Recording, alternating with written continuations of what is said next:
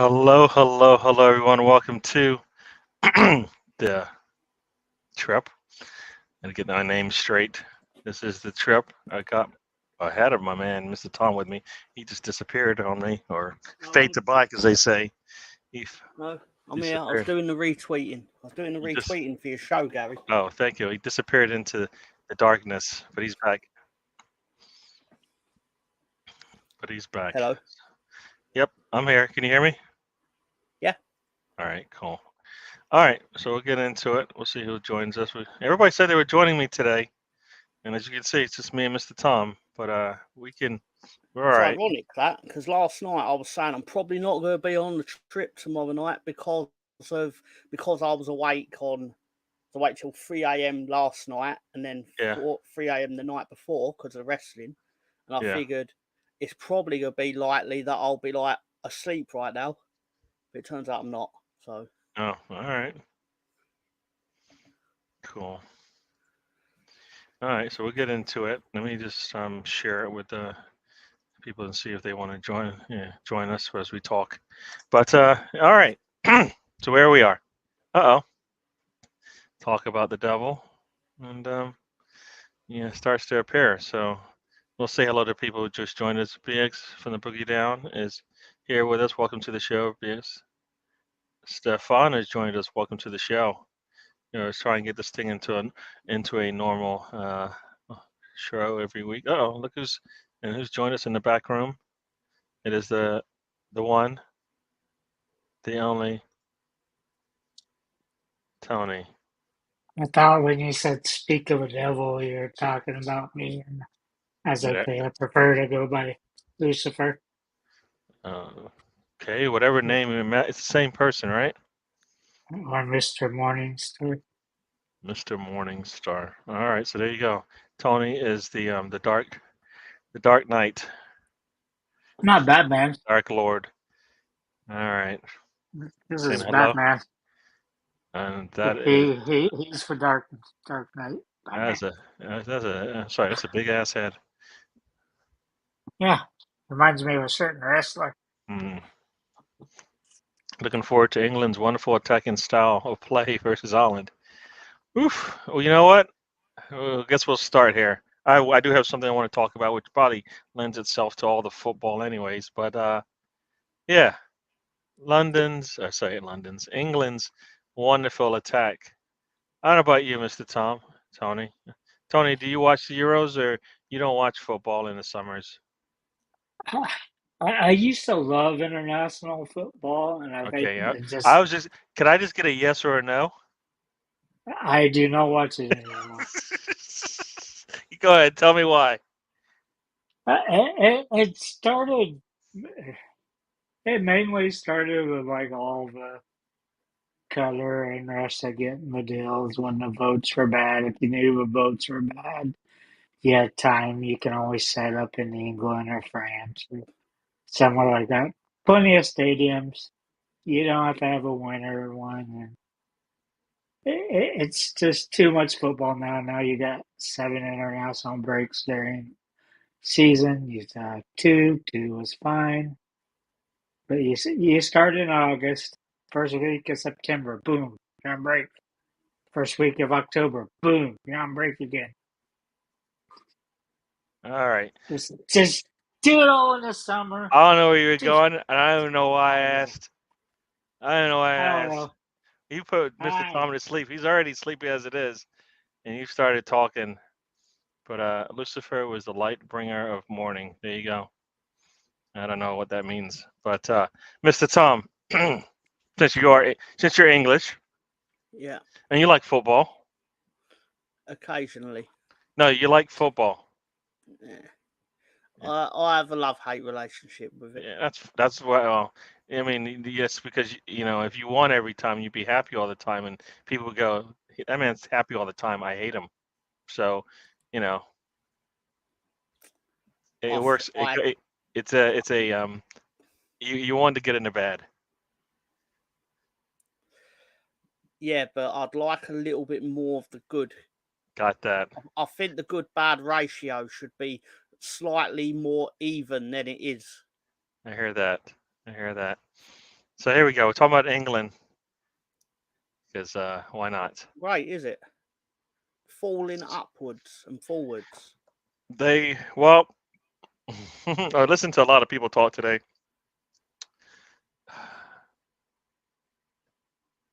Southgate. Is he actually doing something right? Or is he? He is in the context that he's making it hard to beat England, but at the same time, I'll put it another way. I feel like he has become a scapegoat for the lack of attacking endeavour of individuals that are accountable for their own play on a football pitch. You know what's funny? The first thing I have written here was basically the creativity is lost in football. Individuality, one-on-ones, tricks, etc., is lacking from the game. I think everybody will name players from back in the 70s, 80s, probably 90s, and the one thing they will probably say about them is that they were created with the ball at their feet by themselves. They didn't need another person to help them get there. Because guess what? There's 10 other players on the field trying to stop you.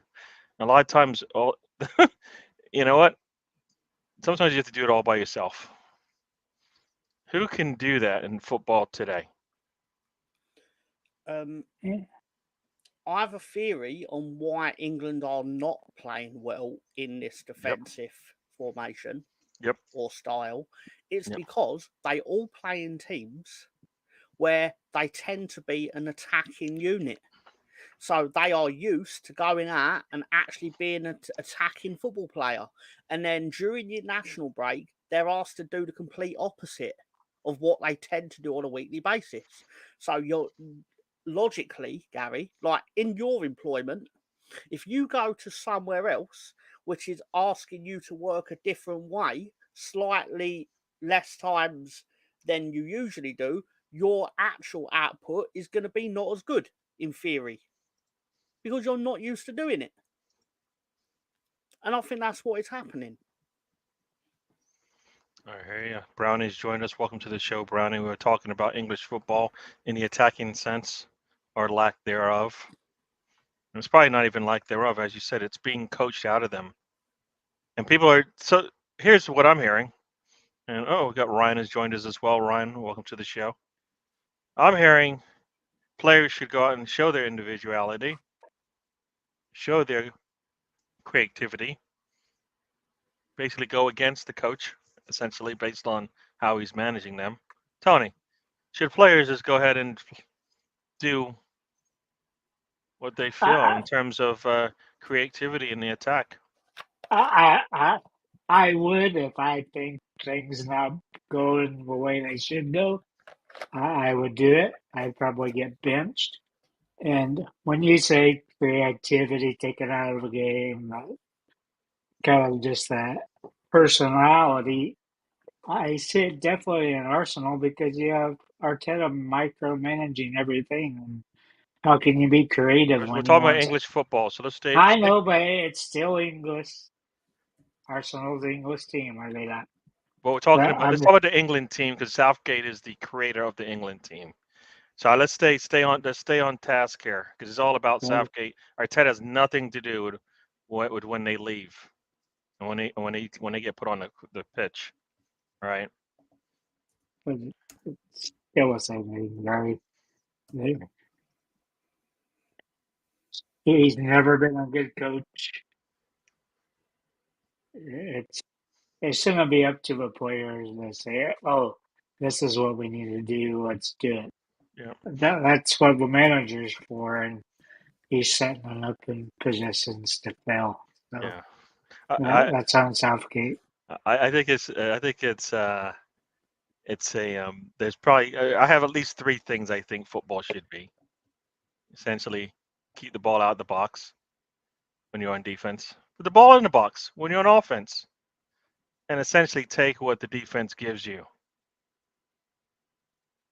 I don't think they take advantage of the defense when it gives you whatever it is they give you. They always give you a chance, right? Defense makes a mistake. Somebody slips on the ground. You're one-on-one with a defender. Should you take him? Yes. Do they do that? No. More times than not, they will stop to figure out like what to do next. And so many times I find it yelling. It's like, can't you guys just do a through ball? Just have one guy run past everybody else and just have a ball arrive at his feet. Yeah. Then you got a goal and everybody's happy. This is Tony. This is where you take people. So this is Stefan about 6 minutes ago. This is Stefan just a second ago. I don't know where he got that you were talking in sense before, but yeah. See, he doesn't like you talking about Mikel. Oh no, heaven forbid you say something about Mikel. And that's the other part to this whole thing. As soon as we talk about Saka or Rice, all you guys, you.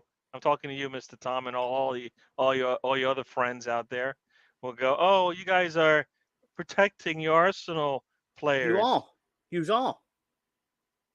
It actually gets a bit sickening on these watch-alongs, how you pretend that Rice has been half decent. I don't think I've never said that. You've not heard me say that Rice has been good, actually, in any of the watch-alongs that I've watched, or even after the game. I've not seen you on any of the watch-alongs. You've seen me after the game because I actually have talked to you when you've been in the chat after a game. So try again. Your name is Mr. Tom, right? That is what it says. Your name is Mr. Tom, right? That was my cousin. Tom's just trying to say you've been missing the majority of the last 2 to 3 weeks, so he hasn't seen you. Yeah, is that very many falsehoods? Yeah, I hear that. You know who's joining us also is Moss. Welcome to the show, Moss. It could be a Leeds United Copa final derby. But there you go. Yeah, potentially. It's more likely to be the third place playoff, if we're being honest. Yeah. But basically, whatever Canada do against Argentina on Tuesday night or Wednesday morning in the UK, basically, I need Uruguay to match it, regardless. Like, I'll gladly take Uruguay losing the semi-final to Colombia. You'd rather Bielsa lose in a tournament that he should win, because he's probably got the most consistent and best team playing in that competition right now. No, not true. Colombia have not lost for 26 internationals. I hear that, but Uruguay's been playing really well. They have in this tournament. Yeah, they have. There's 3 great teams in this semi-final, and Canada too. Yes. I hear that. I'm sorry, Moss, but you're not going to catch me praising Jesse Marsh. I think you know that. Yeah. So does the winner come coach Leeds? That happens. I wish that's the case. If Bielsa. Yeah. Brownie, the one thing you have here that is correct for sure is that money has tainted many a sport. Competition and creativity and all the things we loved about football gets out the door when you put money on the table and say, guess what? If you don't do the bare minimum, you don't get paid. You don't get paid. You see Bielsa's rant about international football, and that's all. It has nothing to do with football. It has to do with numbers on a computer screen, right? But before we get into that, we got somebody from the floor. We were done for hiring him, Moss. Yeah. Yes. Spencer has joined us. Welcome to the show. Spencer's house is all glittered up and lit up and all that stuff. I don't know what is that for? Christmas in July, of course. Christmas in July. She's got mood lighting up at all times. Mood lighting. Is that because you don't get the hints? Nope. Just I don't know. She makes it glitz and glamorous in here, shall we say? Glitz and glamour. All right. How's everybody doing? What's for warning colors? Is that like the purple of a black light? Is it Tony, red we're poor. lights? We only have one color. Come on. One color. If the lights out, does that mean you should run? No, there's no real meaning, rhyme, or reason. They're just kind of up there. Well, I wish there was a more like cute reason to help with the joke, but I really don't have one. Uh-oh. So lights out. What's I don't know. Spencer? Oh, is that the TV? All right. No, I can change.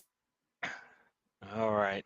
Let's move on before we get you in trouble. Uh-oh. Guess we got him in trouble. He's No, you're dead. good. He's alive. No, I think you got in Yeah. trouble. That's all right. We didn't mean to get you in trouble, Spencer. No, you're good. You're good. World-class Arsenal players is second. No, I'm going to say this right now. Arsenal doesn't have any world-class players yet. They got players that put their applications in, candidates. World-class yet? No. You definitely have potentially world-class players. Yeah, that's what I said. They're candidates. Yeah.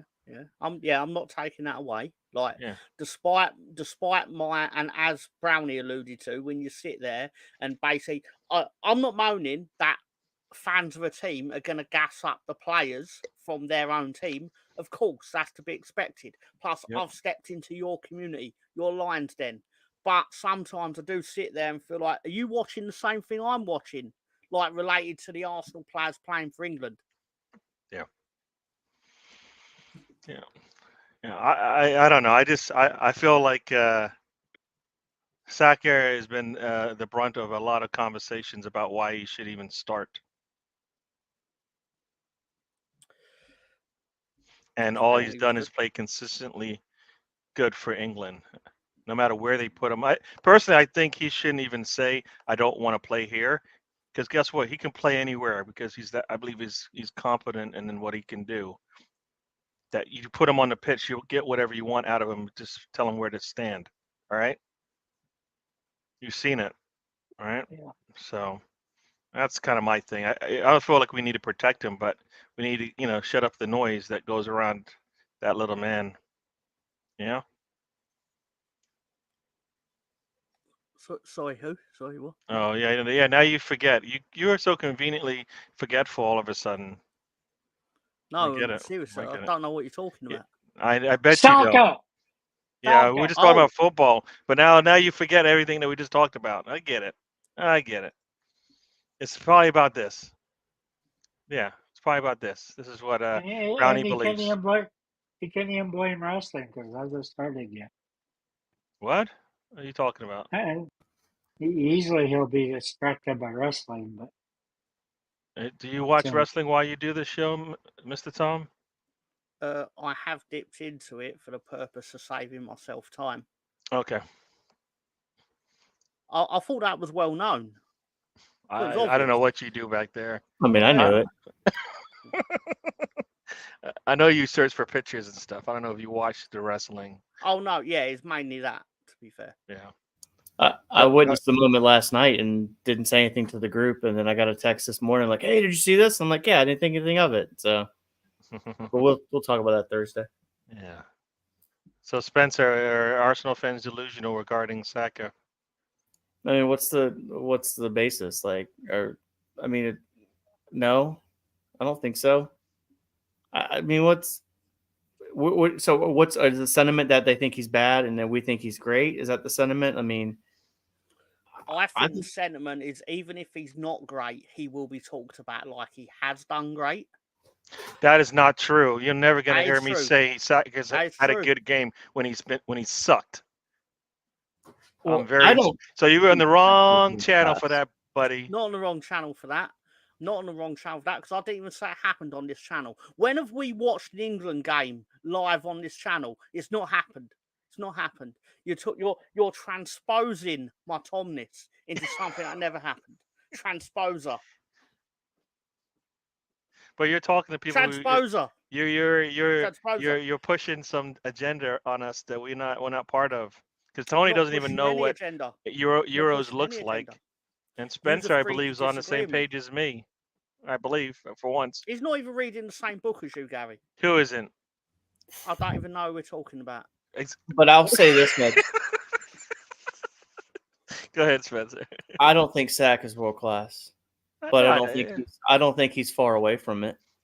How many times we watch him? We're like, we need a goal, and then like even when he's on the pitch, like we're like, who else we're gonna throw in to get a goal? Like a world class player in his position, you think like, okay, the goal's coming at any moment, and I don't feel that all the time with him. If that makes sense. I mean, we saw a couple plays this year where he missed it right in front of the net. You know, against the Fulham game, like you have to put a ball away from the 6-yard box, or bare minimum put it on target in front of the keeper. And what he did is he put it over the bar. The only player I think that's got his world class is William Saliba. That's the only one I think. But Sackett, we have this conversation 2 years from now. I think he'll be there, but he's still progressing. He's still growing. But I think considering his age, he's world class. You consider? Say it again. So, if you consider his age, I consider him world class. His age has something to do with him being world class. How can you? Why does your age have anything to do with you being world class? Because he's growing to being more of a world class player, but I think for the trajectory he is now, he's crossed the line where he's world class. I think he's still got a little bit more to do, because I think it's, for me, it's a little bit more consistency, and also for me, I feel like he needs to cross the line. And when I say cross the line, he needs to help his team pull, show their, somebody says show their armpits, right? As they take his trophy and put it in the air. He's seen it from the bench. He hasn't been part of a team that's actually done that, and he can, just not there yet. And it's questions about him, but I think he's really consistent. He might be just part of a system guy, all right? Every once in a while he comes out of his shell, but I feel like he does things the right way, as opposed to what people want was a little bit more creativity. All right. So, yeah, but it doesn't matter. Creativity, so it doesn't matter where you put him. He does it. So. I think he's an elite player. I think that's where you put him at right now. Where the argument will be like, does he make it into every single team in the Premier League? Is yes. Does he make it into Real Madrid's team? Probably not, unless you put him in a different position other than right wing. But that's the thing; he can do that because he's a right. football player, right? Well, that's what I think was going to push him further into that world class argument. Is like if you see him play left back or left wing back or whatever in this tournament. He's done that before for Arsenal. You know what I mean? Like, this is a moment where Arteta, like, even, we know we need a goal. You bring in, say we get another player in the transfer window, whatever. You throw that player on a right wing, and then you throw Saka back as a left back who can kind of do that inverted role. And next thing you have this dangerous player in the middle of the pitch. So, like, the argument, he's getting there. He's not there yet. I think when we have this conversation 4 years from now, we're going to say, yeah, absolutely. But, yeah. He's been, I think, one of Arsenal's best, most reliable players. I think I saw someone was saying the argument was 2020 to 2024. I think it's definitely took off, last year and the year before was definitely no question. But again, there's still a little bit more I need from him. And everybody's definition of world class is different. Mm. That's the other thing too. There's not this like barometer, There's people that don't think Salah was world class, but I think he is. He's not at this point in his career. He's getting close to that end. But there was a moment there at Liverpool for 2 or 3 years where when he got that ball, you kind of lost your breath for a second because you didn't know what he was going to do with it. He was that good. Yeah. So hi to Bargaff. Welcome to the show. Tony, what were you going to say? I was going to say he's the 6th most valuable player in the world. So how does that not make you world class? He's not, though. 6th most valuable? Yeah. But some would say based on Saliba is the most valuable player on our team. Based on what metric, Tony? Huh? Based on money. But you've never sold market. him, so he doesn't have a value. Players are only worth what someone's prepared to pay for them. And you've never sold him, so you don't actually know what he's worth. So you have to sell someone before you can tell how valuable they are to football, to a team? Well, yeah, of course.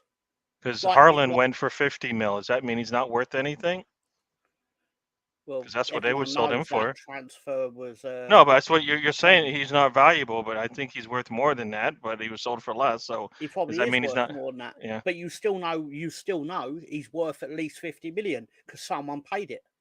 Yeah, I don't think a player has to leave. Like that's like saying Messi has to leave so you can tell how valuable it was, but he wasn't. You at least have to never get left, a transfer right? offer, Gary. Someone at least has to go. We're willing to pay this for that player. Who was going to pay for? Who paid? Who put up an? I don't remember if this happened. Who put up an offer for Messi?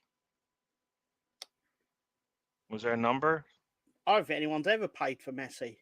Okay, so then what? But no one ever discusses what he's worth, though, do they? Because they knew he weren't going anywhere. It was never a conversation because everyone knew he weren't. And when he did leave, he left for free. Yeah, that wasn't my conversation, Tony. That's all you. That's all you. Brownie put this up. He said, "Let's see how Saka plays against France and Spain.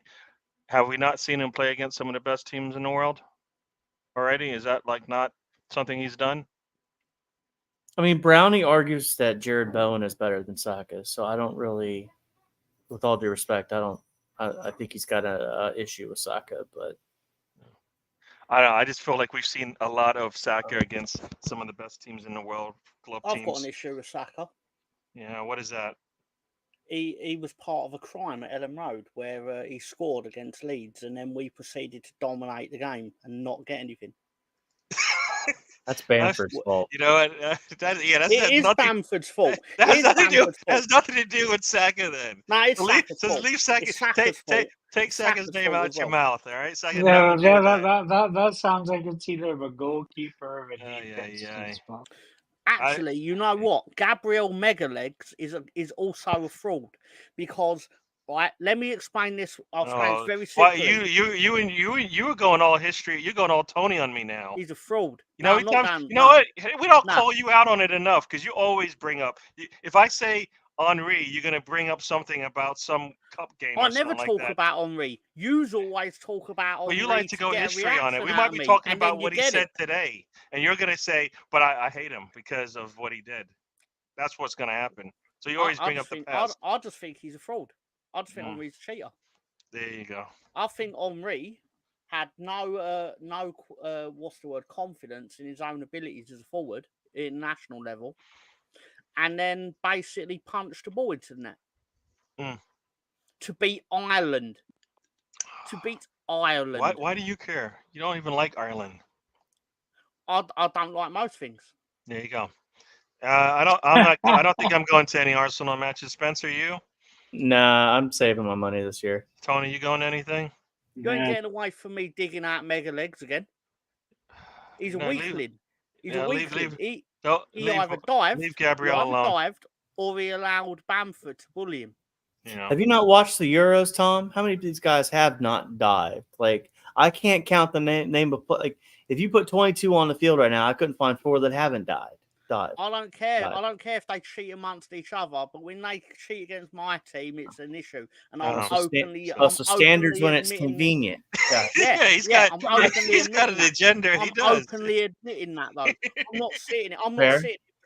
not sitting here pretending to be like, oh yeah, I'm gonna do the thing where I'll sit and behave all measured and calm on the internet. No, I'm fucking biased against 4 Leeds United, and that is it. Yeah. Couldn't give a shit about anyone. I'm gonna say his name, and he's gonna appear. Yeah. I saw something about. I saw something about world class and a count. If you have a top 3, that means the 4th one isn't world class, no matter how good he is, which I think isn't a good, qualification for being world class. Because you could have some of the like. Is this the year of strikers? Someone would say probably not, right? Yeah. So if you say top 3 and there's only 2, what does that mean? Strikers never go out of fashion. No, but like, what if there are 5 good strikers, right? Like when Lewandowski and Kane, and you can name all the strikers back in Bamford. those days. Oh, nobody. No. Bamford's at least number 6. He is not in that. No, he's not. He's not. Whatever number he is, it's not enough. Yeah, what is world class these days? You got people saying Neymar was never. Oh, I don't know about that. I don't think he is. I don't think Neymar is world class. He might have. I think he might have been with Barcelona. I think that's where he. That's where everything dropped off. This is another case of potentially world class. In that Barcelona team, he was definitely third of the 3 up front. Obviously, he was the one that you look at and go, "Oh, there's potential there," but did he realise it ultimately? I don't think he did. Yeah, Moss thinks he's got a good career in acting, stunt work, diving. He had moments. You know why Pele's considered world class is because he actually won the big trophies for Brazil when he was supposed to, or when he was heralded as the one who's going to bring balance to the force and all that shit. But Neymar didn't. In fact, Neymar fucking crying while they were losing 7-0 to Germany or whatever it was, which I believe actually happened 10 years ago today or yesterday. I thought you had to say because Pele is a wrestling move. So let's do a what if with Saka. Let's say he scores the winner for England in the Euros and wins them their first Euro championship ever. That would be a really good bullet point on his candidacy letter in terms of is he world class? Because like I said, he needs to just help his team get across the line. He can do that. We've seen it. Miss Molina has joined us. Welcome to the show, Miss Molina. Good evening. Stephen has joined us from Canada. Welcome to the show. So yeah, so right now Mbappe world class in the Euros. Anybody else? Mbappe definitely world class, no question about it. Anybody else? Not in this tournament, though. Well, no, he's a world class player. Is he playing well today? No.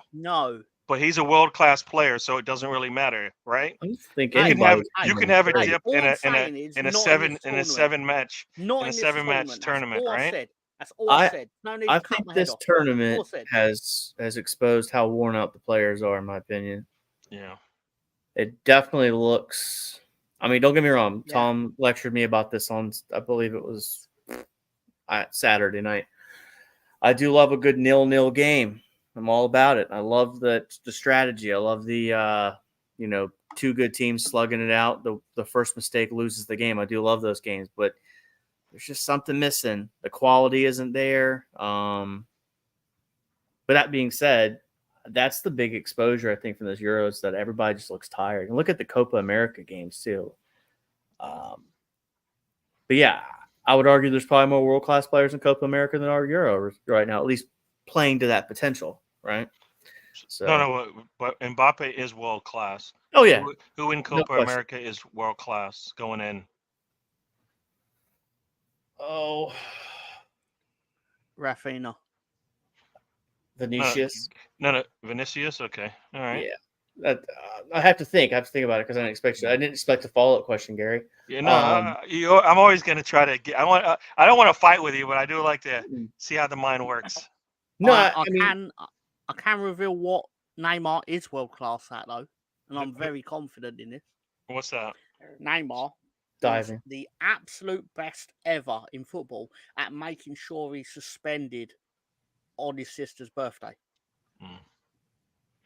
Unrivaled for tactical suspensions. Yeah. His dedication to his family is second to none. So if Brownie thinks these are the only world-class players, Maradona, Pele, Cruyff, Best, Messi, and Ronaldo, then yeah, it's a small list. But is there a level like world-class? Is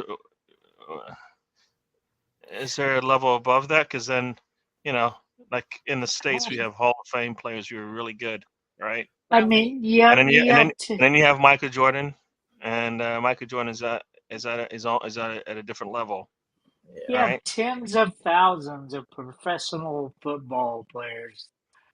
I think the people that sneak into the top 50s should warrant probably being called world class because you're going against so many other athletes.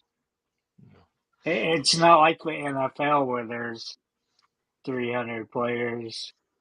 Yeah. These are special players like they are in every other sport, but then you do have the level below them that are still pretty good. I'll throw out a name for Brownie, but and again, keep in mind, I don't care whether he thinks he's world class or not because I don't like him. But Brownie, do you think Eric Cantona is a world class footballer? Because a lot of people would. Mm-hmm. Not me. I think he's a bit of a prick, but just interested in whether Brownie would put him in that because he basically did like the footballing equivalent of like retiring before his prime.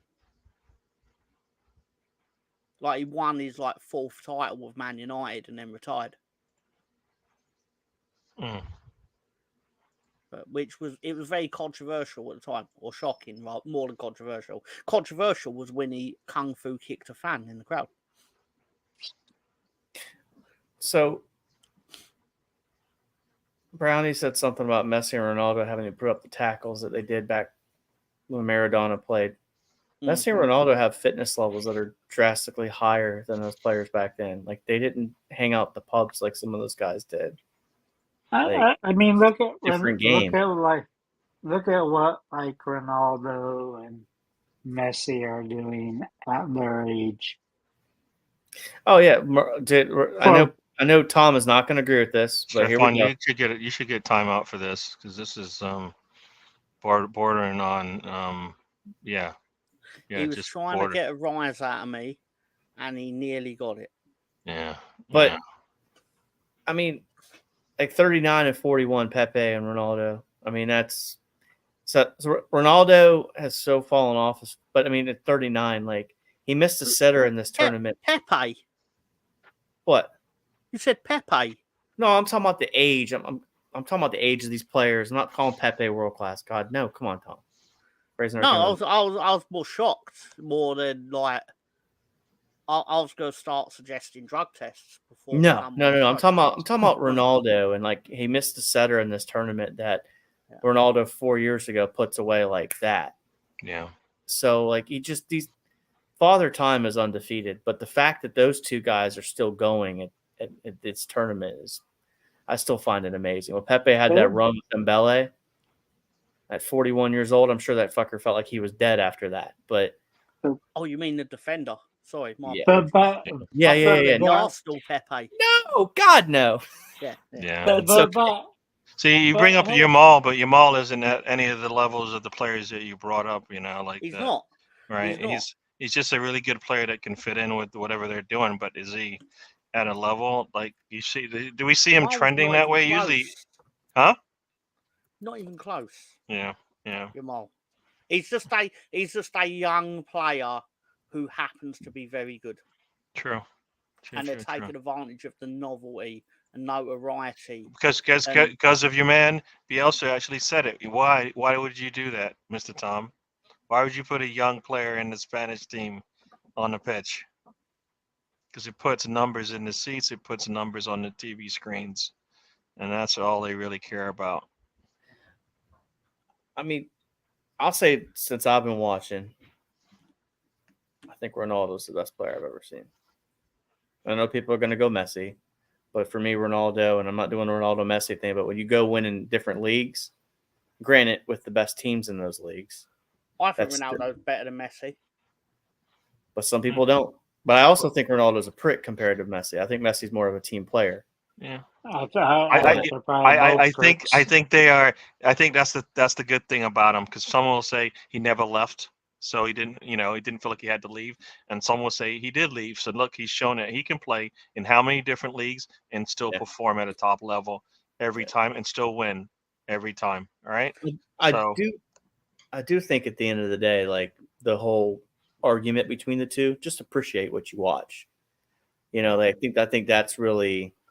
Even Erling Haaland, I think he's a world-class striker, but a League Two outfield player. Yeah. What he does inside the box is second level, but you put him out in the middle of the pitch, and he needs to develop that portion. But he's still young too. God knows where that's going to take him, right? Yeah. So, Brownie, I think you compare Maradona and Messi and saying it's because of the football that they played in the time. I think that, for me, doesn't work. I also kind of agree with Brownie on this because, like, the one thing I can cite is, and the Maradona goal against England, the second one, where basically he like runs past that 5 of the players, like it's one of the best goals ever, and he done it on a pitch that basically, if you told me that before and after the game they were planting potatoes in it, I would have believed you, because that's the state of the pitch in 1986. Which at the time, but was you par got what? for the course. You're punishing a player who Tom, can't do anything about it. Like Messi or Ronaldo can't do anything about that. Football evolved like everything else in the world does. Right? Comparing eras is just ridiculous. Every other sport evolves as well. So whatever went before the Pelés and in the sport, you're saying, oh, well, you know what? Tom, you know what? That play is probably better because at that time the pitches were even worse. They had holes in them, and if you fell in it, you disappeared. You know what I mean? Like that. I don't think you can punish a player just because, like in their time, how good were they? In his time, But Maradona and players Pelé were actually trying to kick Maradona to stop him. Yeah. Tom. But that's where this whole Bielsa thing comes in once again, right? Tom, this is not a sport where it's about the sport anymore, right? It's entertainment, right? Sports entertainment. Sports entertainment. That's what it is. In 1986, running down a muddy pitch, how much white pony is Maradona on to get across the pitch? Come on. All of it, obviously. Especially so right there, you have a case for maybe why he could survive all these attacks on his performance body. Enhancing he didn't feel anything. Can we really talk about how crazy it is to compare eras, though? Because I'm going to bring America into it on this one. Baseball, for example, the mid-'90s, everybody was juiced up on steroids. I mean, we could go back to the NFL. Jerry Rice caught footballs in a era when defenders could have their hands all over the wide receivers. Now they barely touch them and they get a penalty. Like, games are different. It's hard to compare. The science of staying fit is just different. So everything is different. Like, it's just appreciate it for what it is. I don't appreciate anything, Spencer. I'm not allowed to appreciate anything because I'm like, at the end of the day, I'm like, oh no, because when it comes to May, we're going to lose at Wembley anyway, and then I've just got to appreciate that my life will still exist afterwards. Like, fuck off, I want to win for once. Well, that was completely different. I'm talking about actual winners here. That had nothing to do with the price of milk in Denmark, admittedly, but still. But to me, the commissioner of baseball, he knew they were all doing steroids. All the manager knew they were doing steroids. Right after the strike. And it's funny that these managers, the commissioner, they get into the Hall of Fame, but Barry Bonds, that was always using steroids for 2-3 years out of his career, mainly because of injuries. He's like forever banned of going in until they do the legends or whatever they call it after they've so long after their official time to put them in there is. It's just ridiculous because it would be like going to the 1980s and saying, oh, none of you NFL players can be on there because fucking 80% of you are taking steroids. And how can you? Baseball didn't have a rule against steroids, so how is that against you? What the fuck are we all talking about? Fucking baseball. Yeah, we talking about baseball. Yeah, well, it makes sense. Doesn't make sense. Makes no sense. Doesn't make sense to anything ever. Like I said, I feel like probably does. You're saying Messi and Ronaldo are world class, but then you're saying they're not at the same level as Maradona, and I'm like, and then you know what? Then you just create a new. So then, what's the point? You're gonna keep dwindling it down to this will tell one play. You he was not as good as Maradona. No, I'm not saying that's not what I said. I said world class, right? What you said. I said world class. I didn't say that they're not. There's different levels to it, right? So I kind of feel like, yeah. Nah, it's a different sport, so you have to treat it a little differently. They are world class. If you put those 7 players, I think it was 5 or 6 players, right, in there, right, then not enough leads in that list of 6 players, though, for my liking. Yeah, yeah, okay, yeah. Just saying. I hear that.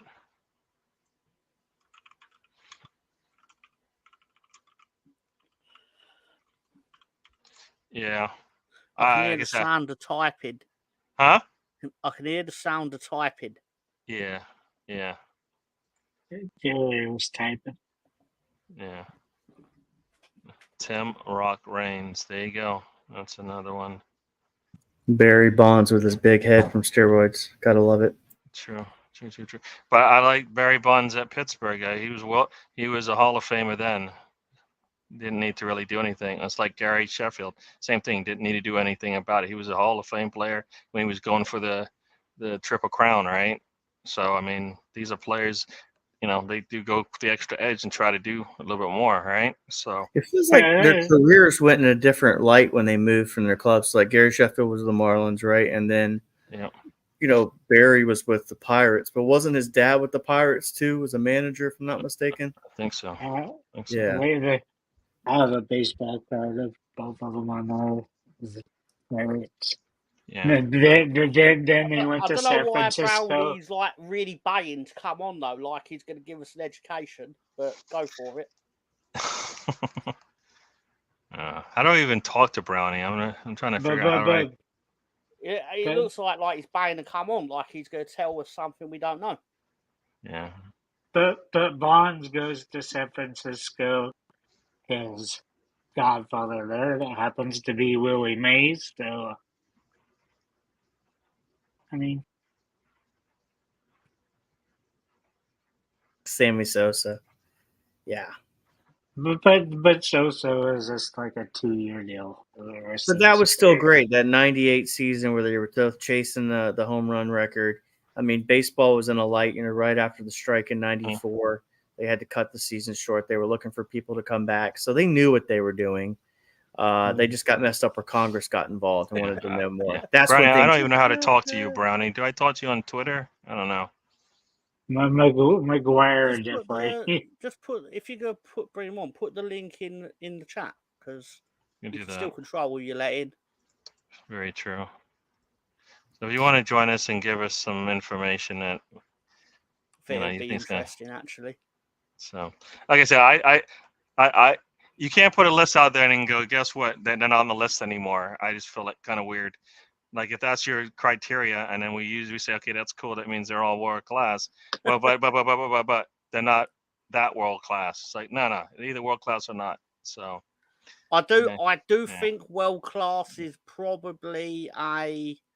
Yeah.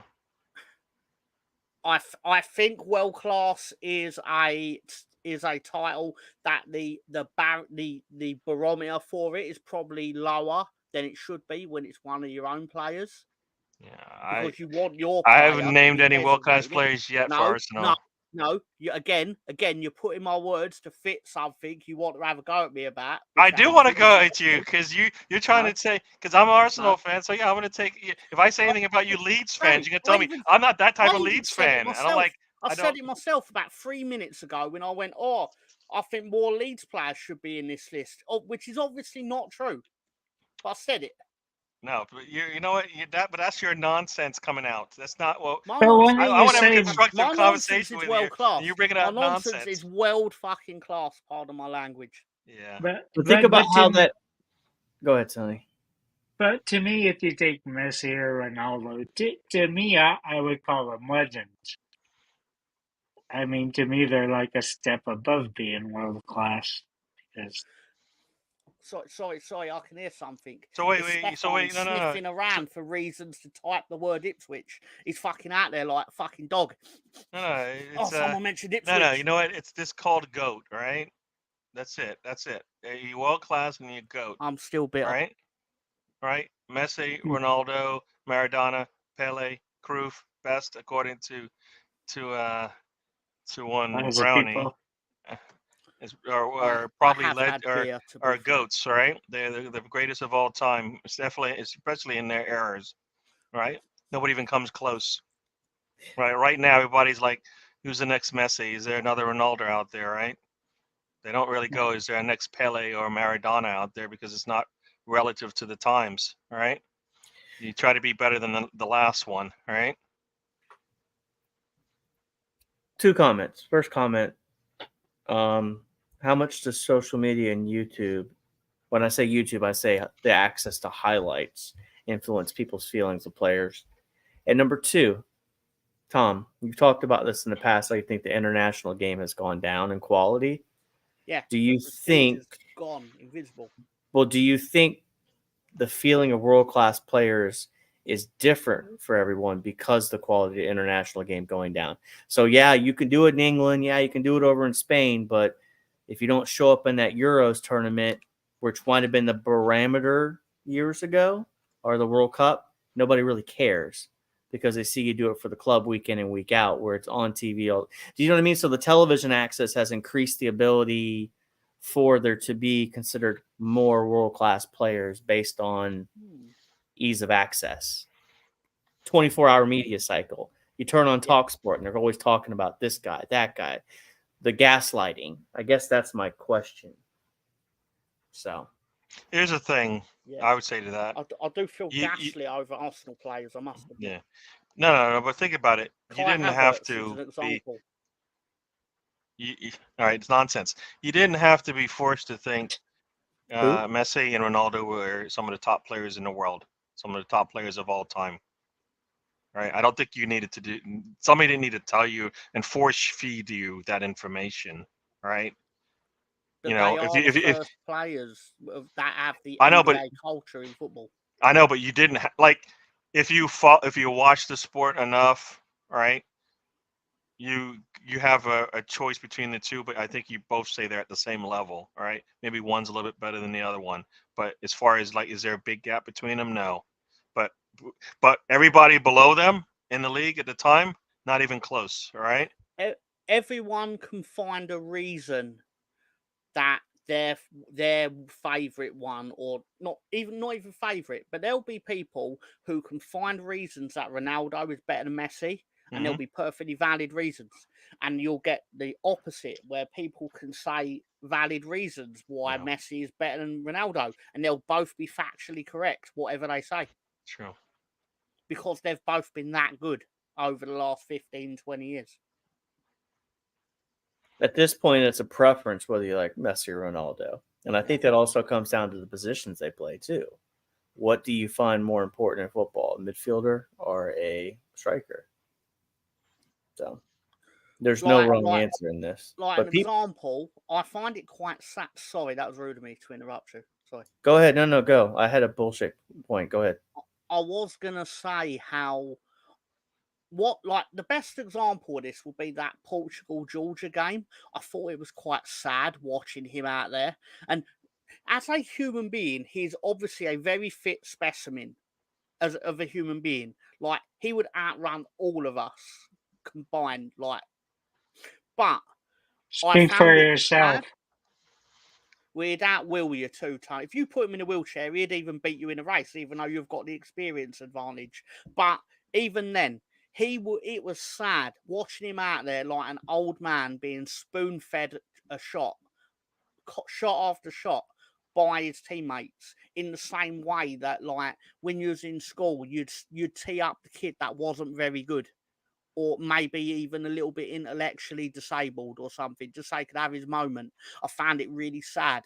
And it was even worse that he wouldn't have played in that game at any point over the last 20 years. They would not have played him in a third group stage match where he was already through. Simply to pad his stats. It was sad. And it's also sad, but by the same token, you can also argue, well, at least he's still going out there against elite European opposition, whereas Messi fucking fucked off to America, where basically the defence are all falling over themselves to let him score. Again, I'm pretty sure people could turn around and say what I just said is a load of bollocks. But I can point you to multiple goals, clips on Twitter, for example, where it does look like the defence are literally falling over themselves to not have to tackle him. Because they're trying to take pictures. It's like they're trying to take pictures. They're paparazzi on the pitch. That's why they're falling over each other. Yeah. No, but you know what? Like I said, I don't think there's a big gap between the two of them. So like you said, it's Tweedledee, Tweedledum. It's this way, that way, depending on how you look at it. But they are goats of their time. They just played together. They didn't clash heads as much as you would think, right? It seemed like either Barcelona was doing their thing, or Manchester United, or Real Madrid, or was it where did he go after? What is the other team? I'm missing one. Man United again. No, but I mean. Oh, and he went to Saudi Arabia. Okay, yeah. Where he could have trophies presented to him by the Undertaker. Yeah. No, like I said, I don't. I think there's goats and then there's world classes. So world class is a lot bigger group. Goats are it sounds like there's only like a handful in most people's eyes. All right, but they're of their time. All right, of their time. I mean, as you look at any of the sports right now, who's a Hall of Famer in basketball? Who's a Hall of Famer in not when I say Hall of Famer, I mean talking about like comparing themselves to Jordan. Bronny. Yeah, that's probably it, right? LeBron's son. Yeah, LeBron. Yeah, but I mean, like in football right now, who's a top player, greatest of all time right now in NFL? It was quite embarrassing. That Bronny James, I felt embarrassed for him that he could even dare step onto that into that Lakers locker room, knowing full well that LeBron James is dating his mother. Very true. Very true. The only person in the current game that, like, in NFL that would have to say, unfortunately, would walk into the Hall of Fame right now, and this is just without thinking about it, it's that Patrick Mahomes at this point. Unfortunately. LeBron James in February, not LeBron James, Patrick Mahomes in February coming together. Yeah, no, that is true. I mean, yeah, there's not that many in football these days that are playing legitimately playing and winning or competing for trophies. I disagree with it, Gunner. What's weird though for me, if you actually put them in there, there's quite a bit of defensive and offensive linemen that you would put in there. You know what? Steph Curry is one of the top scorers of all time, but I feel like I can't. The name just eludes me right now. Steph Curry has the second most 3-pointers scored in the season on my NBA game, which means he's not a Hall of Famer in my eyes. Don't get me wrong, Manute Bol should be in it because I can't block for shit.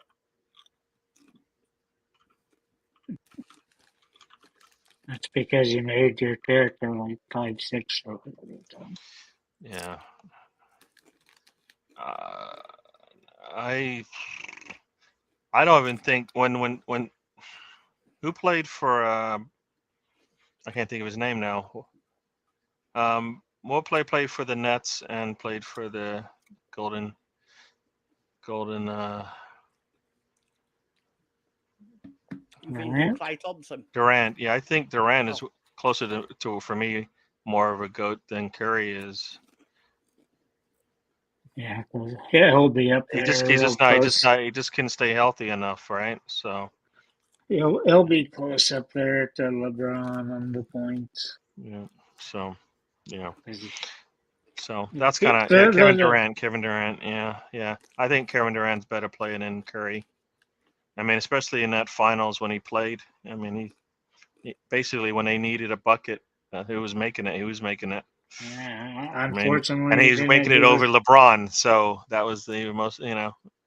Unfortunately, he wasn't doing the same for Oklahoma City Thunder. Nope. No, he already decided he was going to Golden State. You go there. The game was the weekend of a Super Bowl, so he spent his time looking for houses while he was there. Even though he was not decided where he was going. He knew where he was going.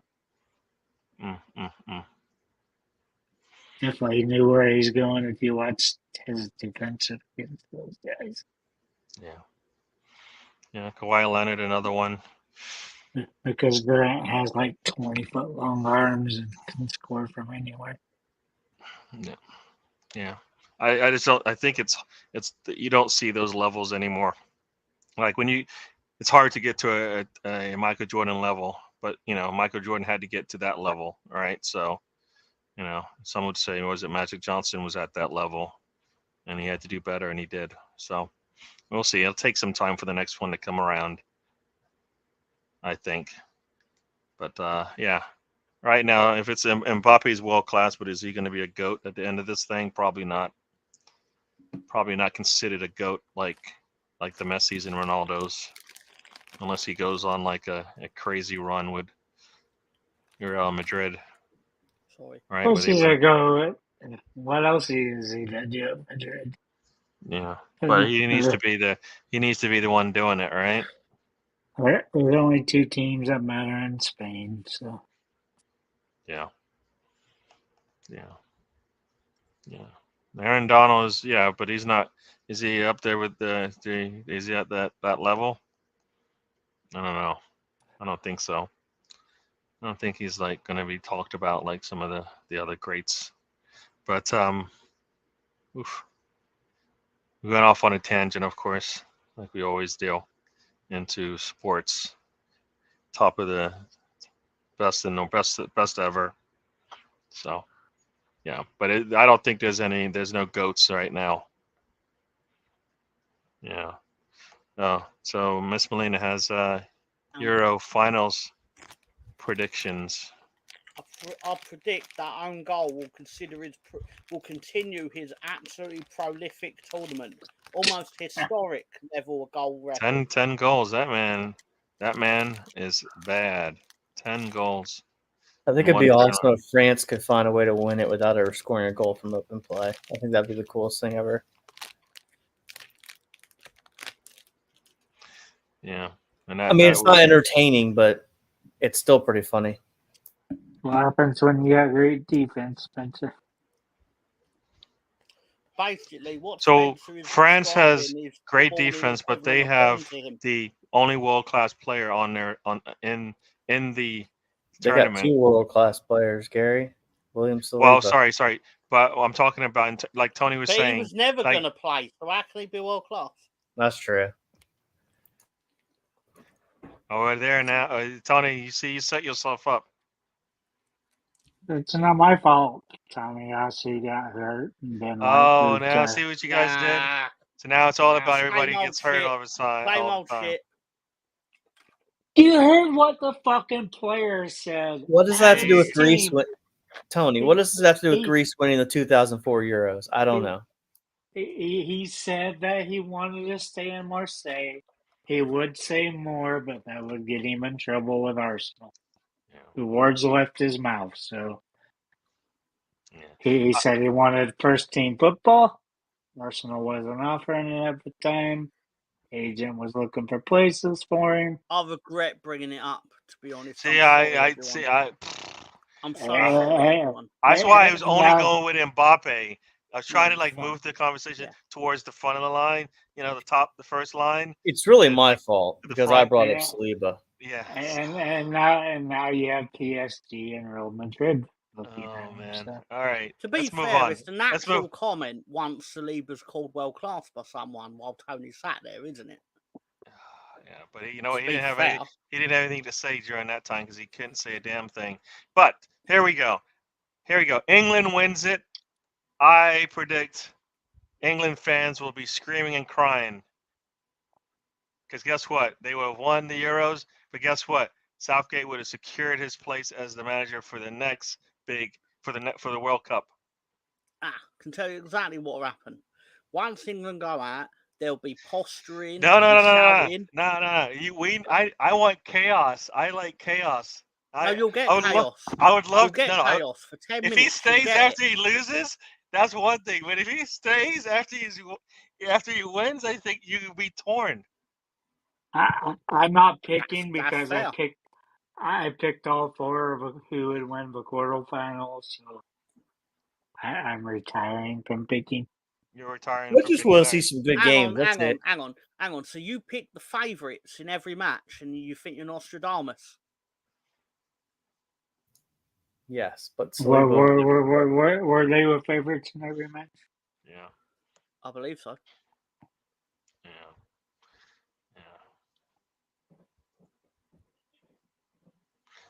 No, England has a chance to get to the finals. They've been lucky enough to get the better of the competition in terms of being able to be in a place where they can beat everybody they played so far, and so far so good Netherlands. For them. We won the group though. Like, what were you supposed to do? No, that's what they were supposed to do, right? We didn't win it well. Like, only won one game, so you right. think they could win at least two if they were going to control it, right? So he's thinking the Netherlands versus France. Yeah, that's winning. That's where I'm going with. Because that first game between them was incredible. But two teams with the same color of flag are going to play each other. Yeah. You think that would be a good? You think that'd be a good match? Don't get me wrong. I'm pretty sure that if Spencer's home alone and the mood takes him, he sticks on the YouTube highlights of that Holland-France match. Because I'm pretty sure that defending gets him going. Man, I love a good defensive battle, not going to lie. Yeah. I thought you were just saying that you enjoys it because there was no need to be any more cross about it, Tony. I made my point. Yeah. Enjoying Saliba. Yeah. Okay, you're saying tomorrow because it's not even tomorrow. It's the next day for us. Gunner. Tomorrow is Spain and what you call it? Who's Spain playing tomorrow? Where's Brownie gone? I don't know. He said he had to. He said he might have to go or something because he said he'll be back. So, yeah, I don't have to tell him, but we'll see if they have if the coaching. They're playing the team with the cocks on their shirt. Yeah. Yeah. No. Saka's. I think players can overcome Southgate. That's the problem because they're good enough to do that. So it should be. I mean, I think everybody, you guys want to see England win, don't you, Mr. Tom?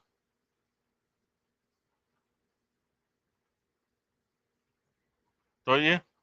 Do you not want to see England win a trophy in your life? Like, you're muted though. You're just like, or you're not trying. You don't want us to hear you. Is that? You muted yourself. Is it just me? No, I muted myself while I was eating crisps. My apologies.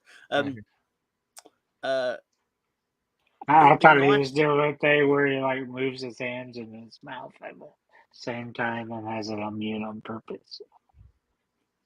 Was it on purpose this time? I've never done that, Tony. That's never been a thing.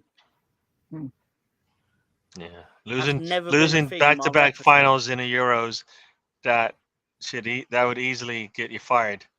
See, second place is good, guys. What? Sorry. What? What?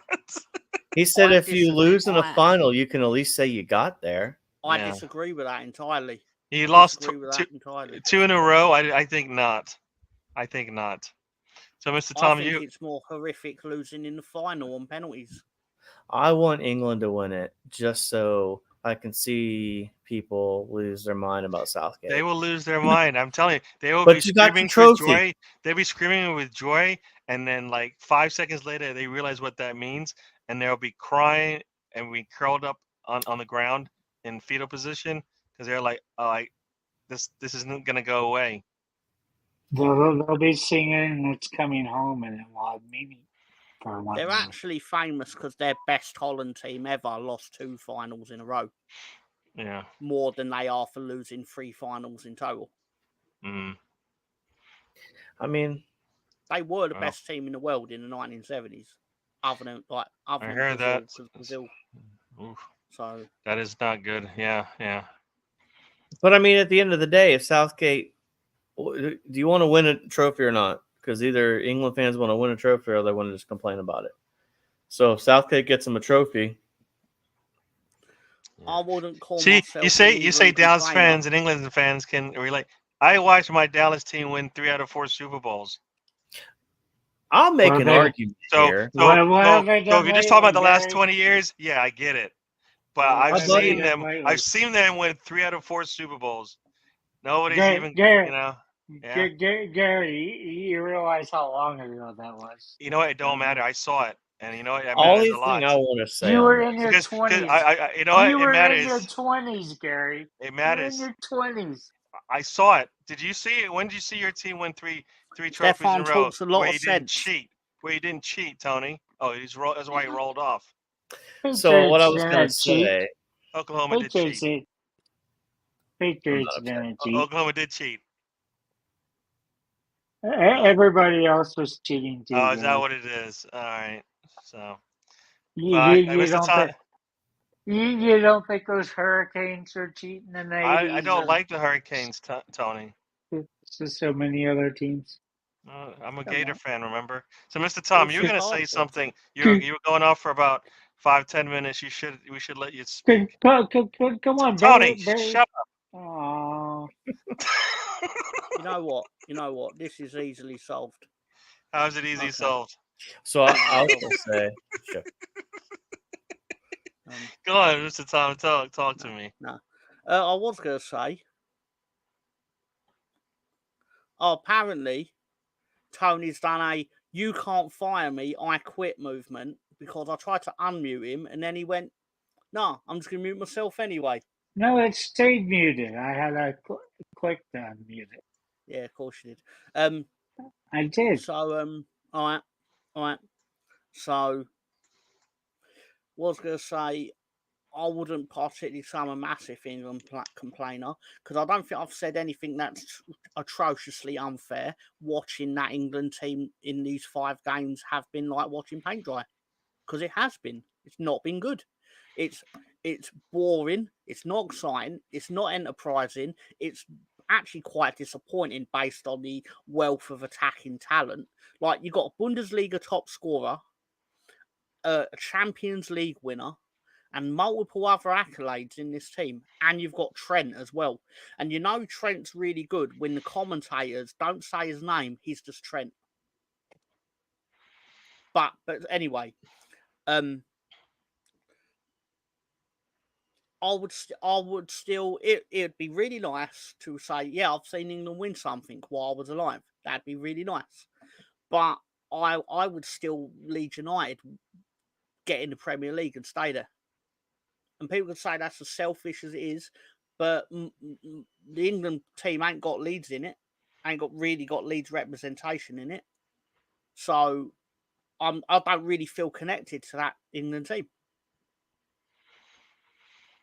It's got loads of Arsenal players in it, so I can understand why you all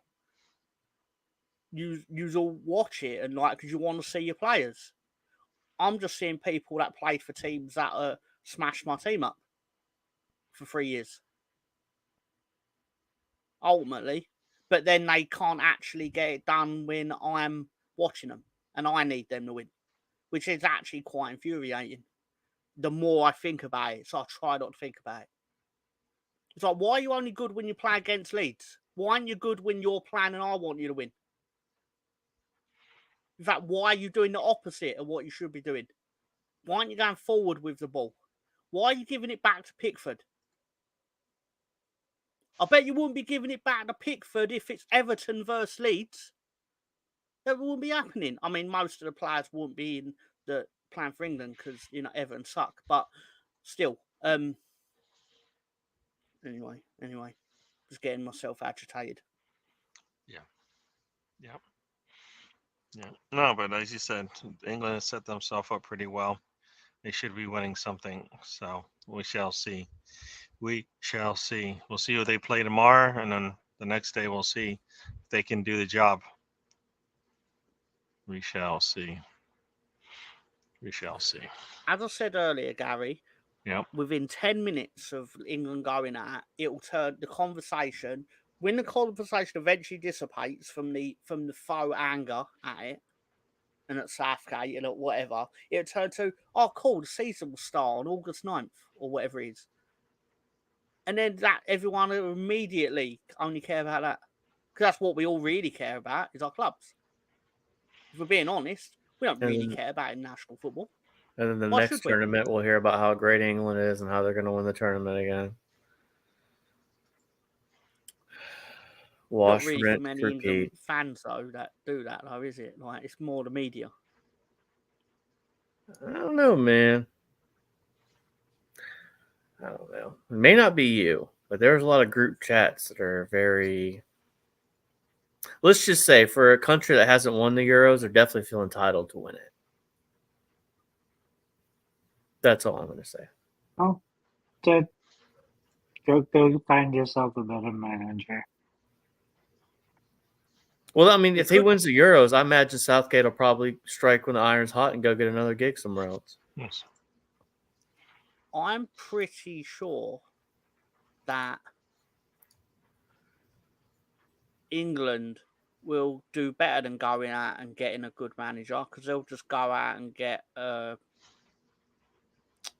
was the Chelsea manager about 2 managers ago? Potter, you mean? Potter. Yeah, they'll go and get Potter. I was going to say Lampard. Harry Potter. Harry Potter for you. Yeah, more chance of getting Harry Potter than Steve Potter. Yeah, but I mean, I say that like I don't really give a shit who the England manager is. I give a shit more about the Leeds manager, as I said earlier. Like you all give a shit more about who the Arsenal manager is compared to who the England manager is. I mean, how many times have you been like, "Oh, Spencer, you're gonna do a US watch along," and I'm like, "Why?" I mean, I do like club ball more than international ball, and I have. No, but you know, it's hard. It's hard to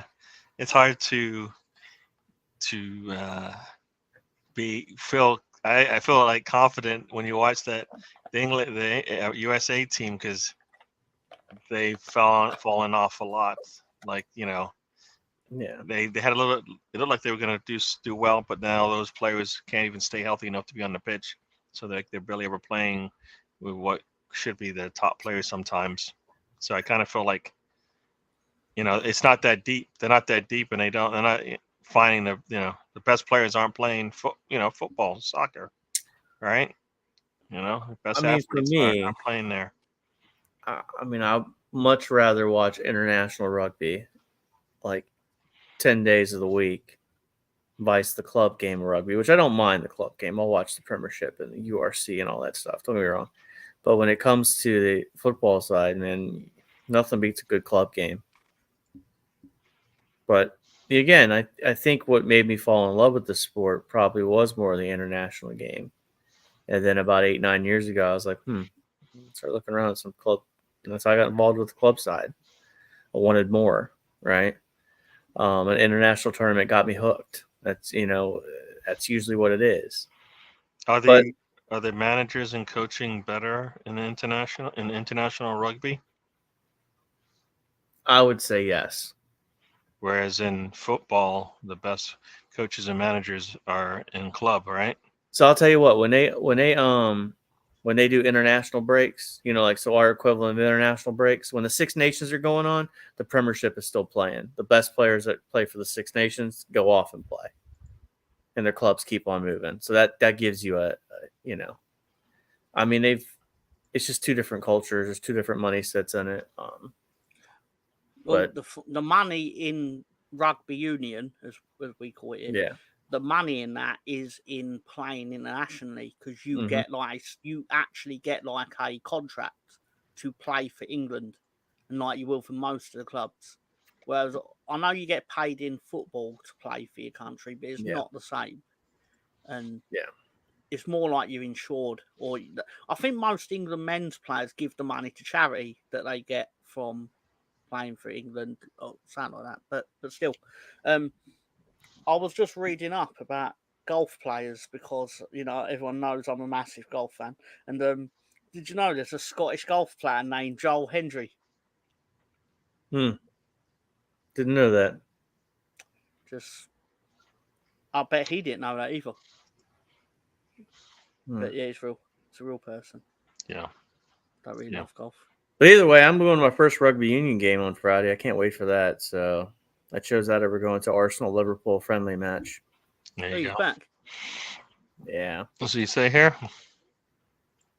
It used to be that in football too, Spencer, before the Premier League, the England men's role was still far higher than club. Mm-hmm. But I wonder if, and hear me out when I say this, I wonder if once the access to the club game became worldwide, and I'm talking when you could watch games wherever, and you didn't just have like game of the week or whatever. I think that's when once they found that there was a cash cow in that, if they did a World Cup every year, and that was the main thing, and the club game was secondary, I bet the roles would be reversed. But I think the sparsity of the international game hurts it to an extent too. Or if I can see you 3 times a week or whatever at Leeds or pick a club, when I see you put on a shirt, like so when you watch Brazil play, it kind of feels like an all-star game to an extent, right? But you can go watch that Real Madrid game that practices with each other 10 months out of the year, and they play better than Brazil do together. And that's also because they've been together. It's true. It's not always completely the truth, but I mean, what if you do you think if you were to put one of these, let's say the champions of Europe, and play them against, like, I don't know, one of the best international teams, what happens? I would imagine the validity of like Real Madrid would beat most international teams. Yes, because I've seen it said about 3 weeks ago. I think Ronald Koeman said it. I could be wrong. He was saying the international game is the most pure form of football because there's no transfer fees.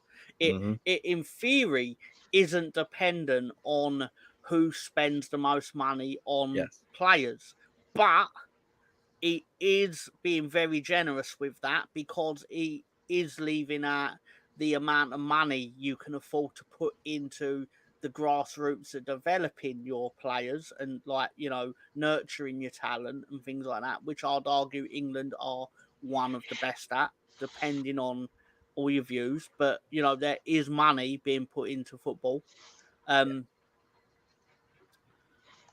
But also, I think because just basically the standard of football is not as good. Purely because you said you've got players that they go and play with their clubs.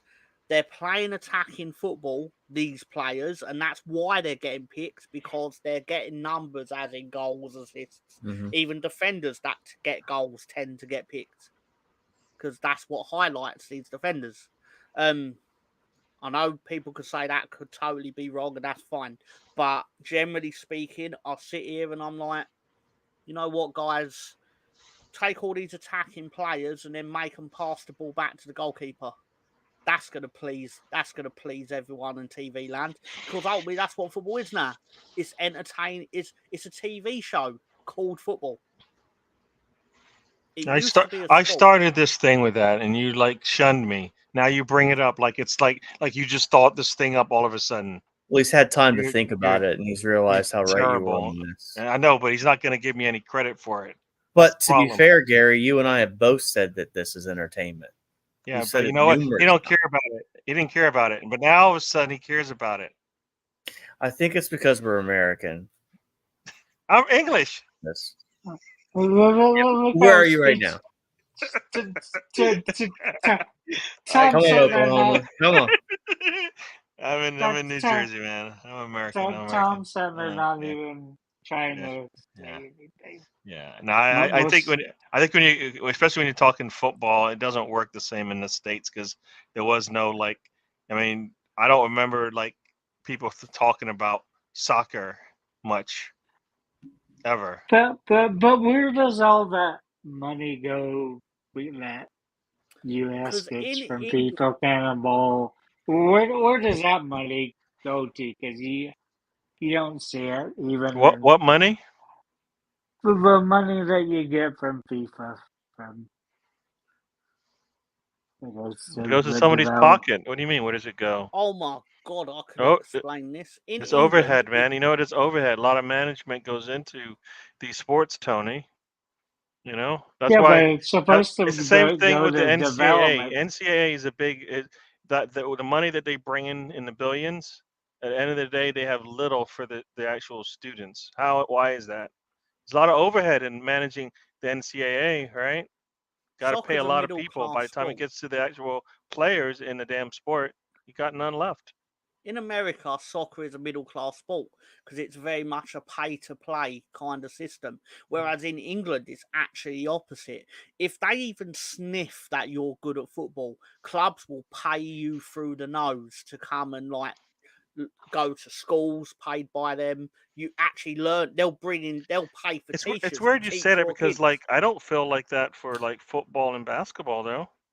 They don't take you off the streets of playing on a dirt field with wooden backboard and all of that, and then bring you in and make you a good basketball player. No, you just keep playing basketball, and guess what? You get really good at it. And the only time anything like that comes up is when it's time for college and whether or not which school you decide to go to. Right? It used to be, you didn't really have to pass all the tests to get into the school. Right? They had spots for players that were on the coach's list. Named after soccer, Stefan. Yeah. But a lot of times with basketball now, it's like those guys just go there and play for Real Madrid. They'll play professionally in Europe and just go straight to the NBA now. Yeah. It's one of the new things. They kind of started trickling down, and now the clubs have the academies now. So kids are, can essentially almost get plucked if they need to when they're young. But they don't, like I said, they don't do that for the other sports. Like when you're playing like football, like American football, you put in, you pay for the different Pop Warner leagues or the PAL leagues, and that's how you get good at it at a young age. And then you play in high school, right? Go to college, and then you go to the pros. So nothing like you have in terms of football around the world, where they will take you as an academy player and teach you the ways of football from a young age. And sometimes it clicks and sometimes it doesn't, right? It's amazing now. I know some of the stadiums I go by, it's like these high school stadiums are bigger and nicer than a lot of the Division II and Division III schools. In Texas, yes, but not in other places. I know Texas, Texas has bigger stadiums than some of the college teams. It's talking about high school kids, right? So yeah, it's all where the money is. All right, we're talking about money and middle classes. Mr. Tom was saying it's where the money is. Tons of money goes into programs that I'm not saying it's right or wrong, but it is why your country, America, United States men's national team, will have a ceiling, because you're not getting in that same hunger. You're getting people whose parents can afford to send them to camp. True. And I'm not blaming the parents, but the system isn't getting the maximum. It isn't squeezing the maximum potential talent by doing that. True. And the other problem is this country's so massive too. It's not. England's very, I want to say industrial, but very close. But then that would mean, how do you only get 13 of the best players in the United States playing for the United States basketball team? I mean, it's big, but because it's not. Basketball is one of those sports where it's pushed, right? It's not the same. If America wanted to do that, If they thought, here's the problem I don't understand. What's the biggest team sport in the world? The NFL. In the world, like outside of America, like what's the biggest one? Right? Cricket. Yeah, I know you're gonna say something like that, but you know what I mean. But like football in the rest of the world is big time, right? There's a lot of money to be made in it. The problem is America hasn't figured out how to make that money. They haven't figured out how to do it because I bet you if they figured out how to make some money out of it, they would invest in it like anything else. There's two cultural cornerstones that have led to this, which is basically it's the perception that in America or United States, it will basically the perception is that our football or soccer is for kids and girls. Basically, you play it until you're a certain age, and then you go and play basketball or you pick up pigskin. But that's the perception. That's not what. Actually, that is not what it is. That is the perception of it. Outside of America. Because I don't believe that's the way it is inside of America. If you looked at how it, like a lot of kids play soccer and stuff, but a lot of kids also play all the other sports that you're talking about. I'm sure they do, but there's an age limit where they go and play the sports that culturally America is good at. And basically, it's like certain sports in America, or basically a lot of the sports that basically no one else plays, but you do because you are good at it. And it all comes together. Like perception again is you only play sports you're good at.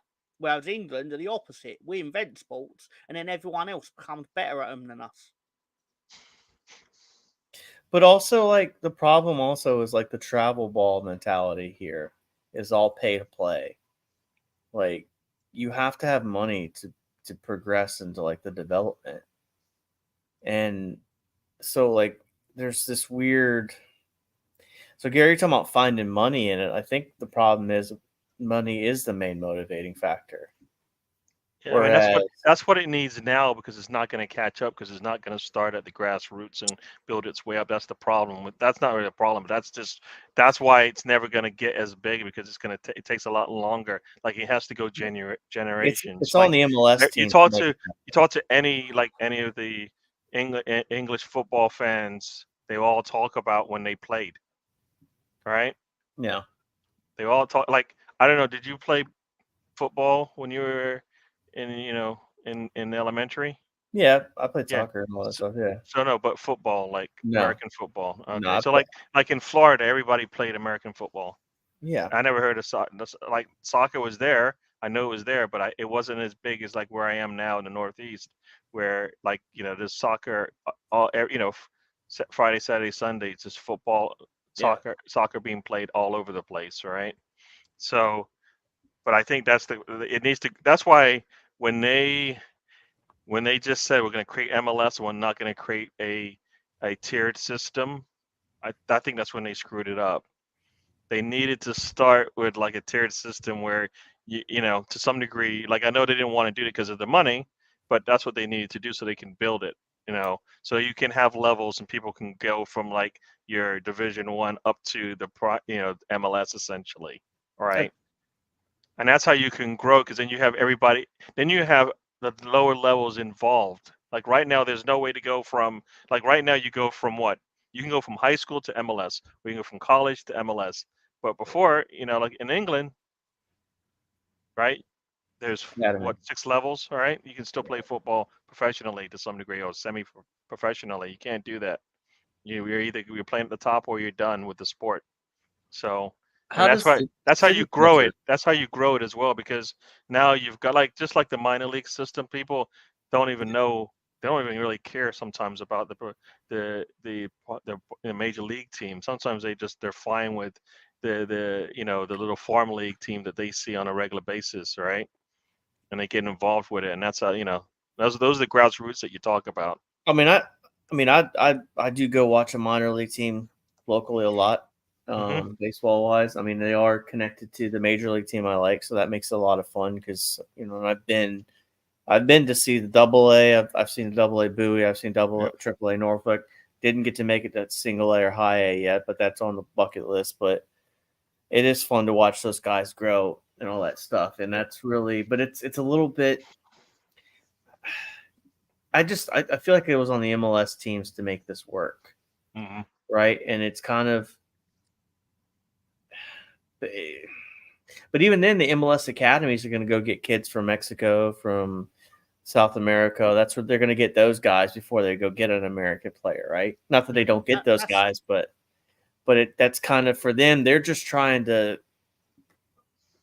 I think culturally too, like this is the other problem too. I think, and I could be wrong with this, but I think to my perception of England is like everybody's in a tight city. Everybody lives close to each other. It's easy to get in and out, go out and play football. But over where like I like me, like take me and Tony for example. We live in like suburbia. Like it's just, you know what I mean? Like it's different. We're just different culturally with that. But that doesn't make an excuse because I'll tell you, we are starting to lose in the basketball game because there's starting to be a lot of good international players that are coming.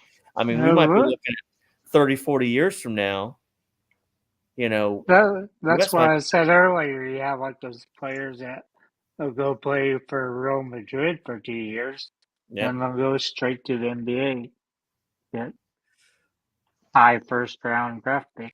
Yeah, I mean, because they're playing professionally and they're playing sometimes for their country, so they're already playing like internationally. They're internationally known, and then also they're playing professionally. So like these college kids are coming out, not even close. You see how many like professionals coming from the European teams and whatnot? They're like been playing with the big boys from day, you know, from 16 sometimes, right? And you've got these college kids not. So yeah, like Pulisic's a good enough player, but he never stays healthy. Yeah. So like, let's be realistic. He's the kind of player that can make it happen for the U.S.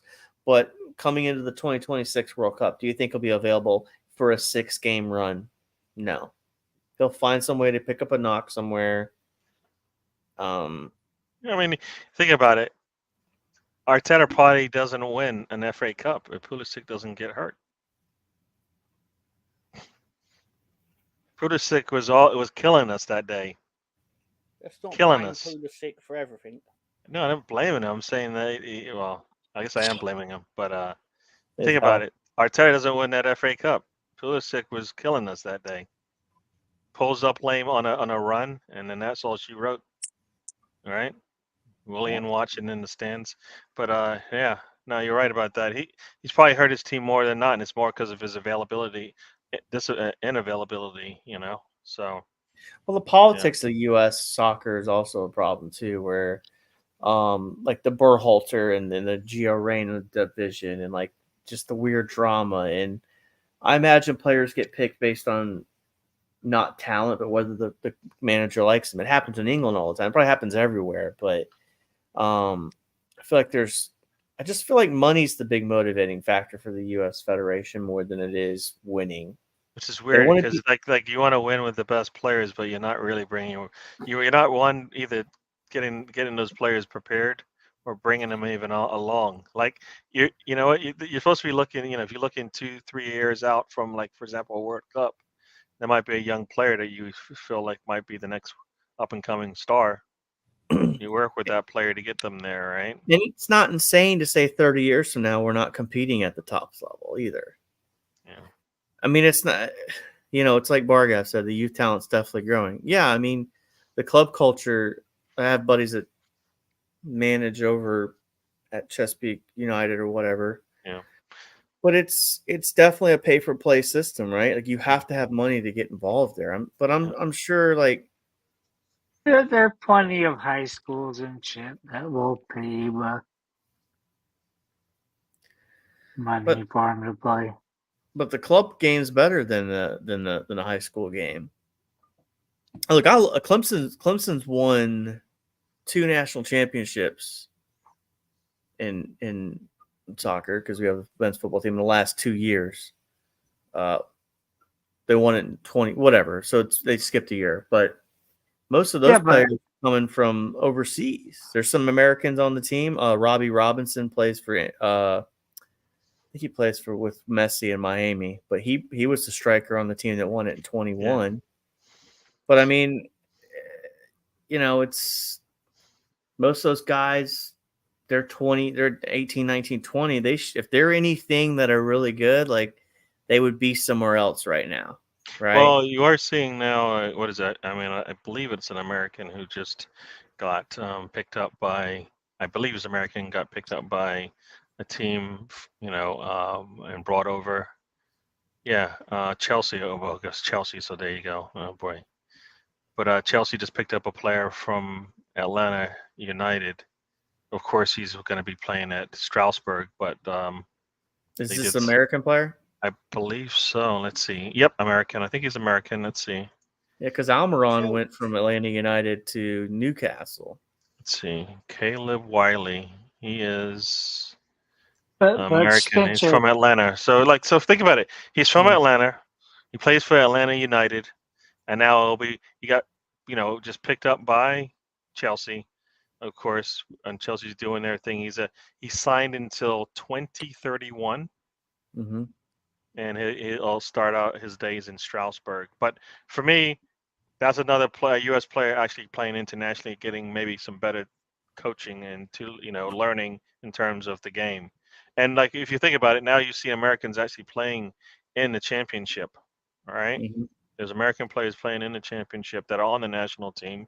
So it's like that's one way to speed it up, right? They need to go out to where the best coaches are, and sometimes that's not in your country till you figure that out. Well, that'd be the thing. Yeah. Incentivize the MLS clubs to sign American players to their academies, and then once they sell them for a profit or whoever to Europe, while you're still building the MLS. True. Right? And then, that way you incentivize it, and U.S. Soccer gets their back rubbed, and the MLS gets – because it's all the money stuff, like the FIFA scandal and all that stuff. Like, it's, and then I wonder if U.S. Soccer also look at the women's game and how there was an impact from the women winning the World Cup, right, a couple times, but they didn't have, like, the massive game they probably thought they were going to have. So I wonder if, like, it's just weird, man. One thing I say about the women is when they were at their top, the one thing they didn't think about was that. Me and Tony. Listen. Yeah, you can. And listen. At some point, we might need to bring in some young blood into this squad, right? Yeah, they yes, we are. They basically got old, and then they had to restart all over again, right? As opposed to vetting players in. So, think about it. Spain went through that, and guess what? What happened in the World Cup? A lot of those first team players didn't play, and guess what? It didn't matter. They still won anyways, because guess what? Those players had been part of the system to begin with. So that's kind of, I think that's where USA kind of went. They kind of didn't look down the road. Yeah, it's Tom and Mr. Tony and Tom. Yeah, I was first. I had a question first, Spencer. Then I had a comment on the women. But how many Division I men's teams are they? Oh, I don't know. I really don't know. Division I soccer?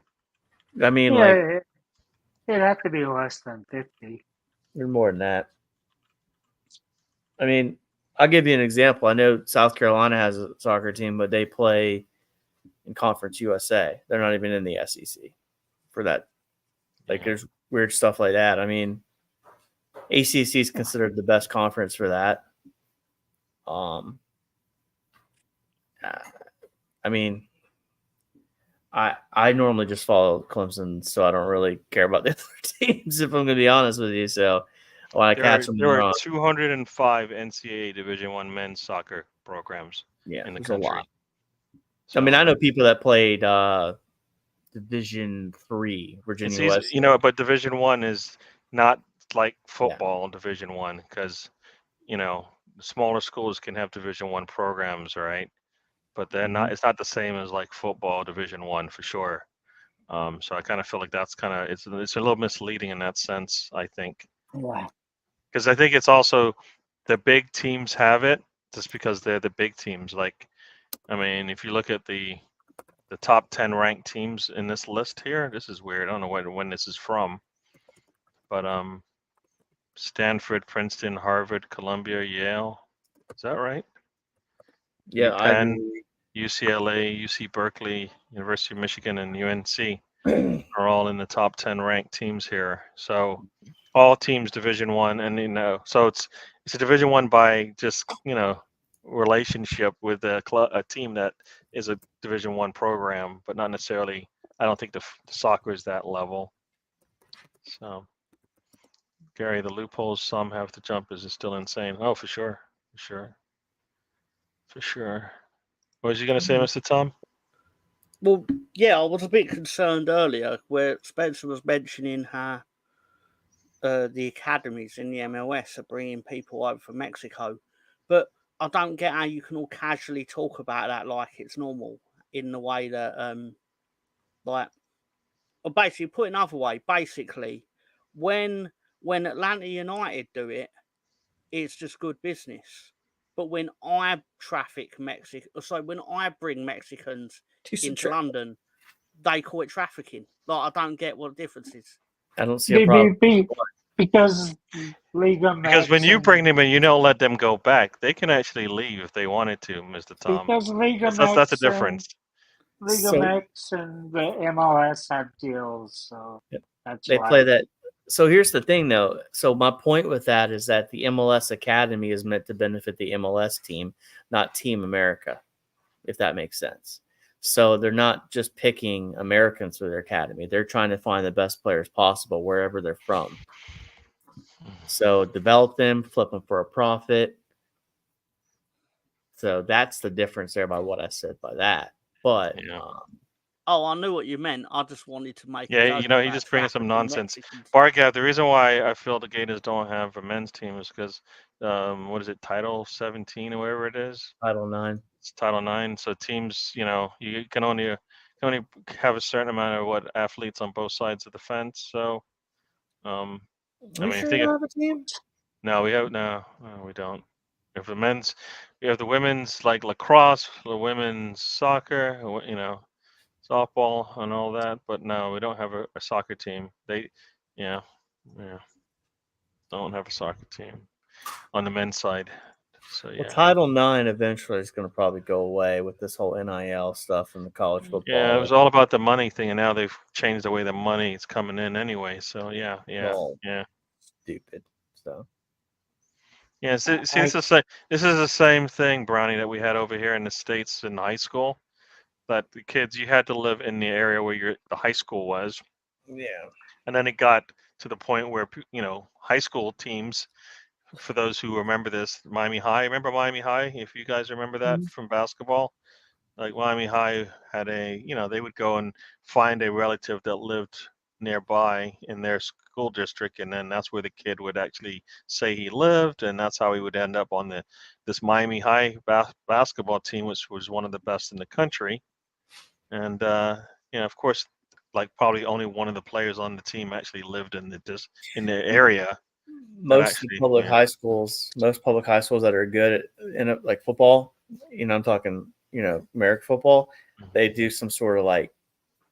So I could tell you from where I live, to give you an example, like the school Indian River offers like Russian. They're the only like school in the area that offers that. So what do? Oh, this kid wants to take Russian, so he gets to go to Indian River. Oscar Smith offers this Hampton did it for a long time because Hampton was kind of more of a low rent income area, so they could get away with moving players in, from wherever. But they still kind of do it to an extent. So true. All right, listen, we're gonna start to head out of here. I need to get some sleep and get prepared for tomorrow. I was mentioning the women's soccer. Yeah, the Women's Soccer League finally built a purpose-built stadium, Kansas City. It's been full. The team is doing great. Yay. It's crazy it's taken that long for a purpose-built stadium. We're seeing it now. We're seeing it now with basketball, right? The women's basketball league is playing, and not just playing in small little venues anymore. They're playing in the big ones now and filling it out. I mean, that's what happens when you start to have some of the best players, out there playing, people try, they get drawn to that. Next, there's a hype behind it. But you know what? You have to, you have to coach those players to that level. But anyways, we're gonna head out of here. I'm gonna let everybody have their say before we go. Spencer, you're up first. Yeah. Thanks for coming by this week. Hope everybody has a good rest of their week. I won't be around until probably next Monday. So you guys take care and have fun. All right. All right. And next up, got Tony. Hopefully I'll be here next Monday. Not sure not. Since it'll probably be the day that I have shoulder surgery. So you don't see me. That's why you don't see me. All right. Well, you let us know. Yep. All right. It was good having you on. And Mr. Tom? Yeah. Yeah, this was fun. It went past the usual time limit, so that's a sign that Gary was enjoying it. It's always good to see. Yeah, thank you everyone for your time. Again, the people that are in England, basically, you know what? I'll usually see and go, well done, like, thank you for giving us your time, whatever. Nah, you're cretins. You're cretins. Go to bed. Go to bed for once. Go to bed and shut your eyes. Go to bed. Do us a favour. Get some rest. Do you know what happens when they try to go to bed? My face pops up. You know what? That's the scary part. I should block you right now. Everybody, thank you again for joining us, like Mr. Tom and everybody has said. We'll do this again next Monday. We'll see who's around. Hopefully we'll get Mr. Tom rested up so he'll be part of the show. It sounds like it's just going to be me and him for now. If that, maybe it's just me. Yeah, that's right. It's only 7:30 in Vancouver. Said the people that are in England. Oh. So maybe we'll see what happens next Monday, but we'll be back nonetheless on Saturday for the show. Check us out then as well. And thank you for joining us. Hit the like, subscribe, and all of that, and we'll be back.